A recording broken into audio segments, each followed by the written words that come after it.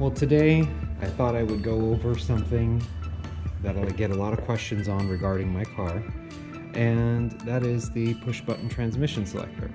I've had trying to think, I've had about 10 different people drive this car because they get a kick out of it, and they always have questions on how to get this thing into gear.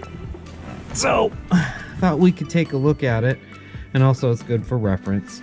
Now this will work for any Chrysler product for the most part from about 1962 on the big cars to 64 because they have the park lever.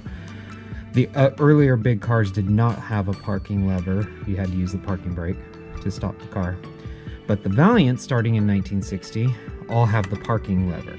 Now some of them, the older ones, are underneath the dash. They come up this way. But on this, the 63s and 64s, they're just like this. So to do this, to go into any gear, the car doesn't even have to be running. You lift the lever and you select whichever gear you want, whether it be 1, 2, drive, which is third, reverse. You can go all the way through if you want. And it's actually good to kind of cycle these out. One of the 64s I had, they'd only use drive and reverse. Well, these other two you couldn't even push them in because they hadn't been cycled through. So I had to take it apart and oil everything up. So to get, regardless of what gear you're in, if you just want to go straight to park, you do this, and it'll put the vehicle in neutral, and you're now in park. You can also just push to neutral, and then put it in park if you want. That's what I tend to do to minimize wear. That's pretty much it on this. But I still have the user's manual for this car, and let's see what the user's manual shows. Also have a lot of other crap in here too. So let's pull, I think it's in here. Let's see. Okay, so I think this is from the original owner. Looks to be a fold. Oh, wait. Duh. I said help to. Oh, look at this. There you go. Maintenance folio. Normandin, Chrysler Plymouth, San Jose, California. I wonder if they're even around anymore. Very cool. Very cool that I still have that. Oh. Okay. Required service records. Let's see here. I know we happen to have. Here it is. Operating instructions. Let's see. I'm sure they're going to have. Ooh, business reply card. Detroit 31, Michigan. I wonder if you could still send this here. Chrysler Plymouth Service Division. Oh, that's kind of cool. Oh, still there. Thinking, I'm gonna get out of the car because I can barely move. Okay, let's take a look here. Instrument cluster. Here it shows all the different points. Here. Let's see. Oh, here's a little word on the automatic transmission. Come on, focus, camera. There we go. The engine will not crank until the automatic transmission is in neutral. To put the neutral, simply press the neutral button or place the park lever in the lock position, which automatically depresses the neutral button. Note, the transmission buttons cannot be pushed when the park lever is in the lock position. For safety purposes, the park lever should be engaged during engine starting. Let's see here. Aha! Here we go, we got a whole page. Controls for the push-button automatic transmission are conveniently located on the left of the instrument cluster.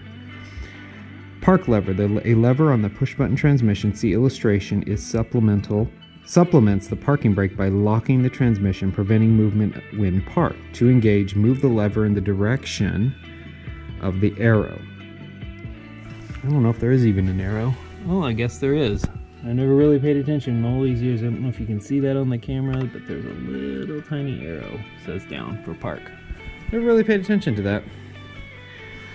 And again, it notes drive or reverse gears cannot be engaged until lever is moved into the unlock position. And I also missed one other point. Never move the lever while the car is in motion.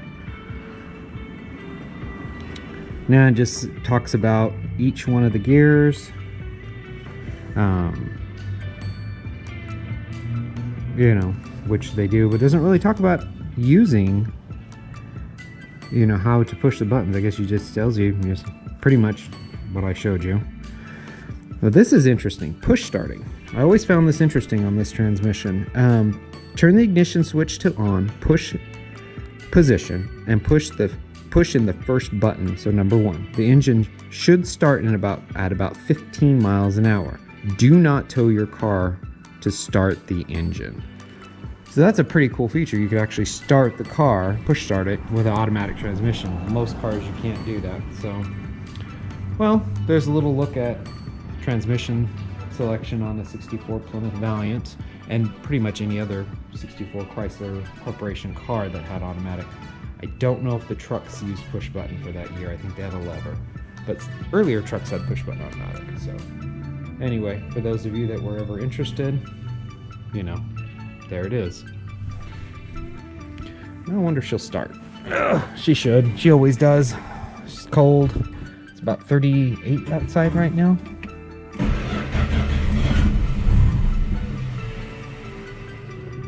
One more. There she is. Turn signals on. Gotta start her, you know? This car is so much fun. Oh, and the music is really loud. Gotta turn that off. Come on.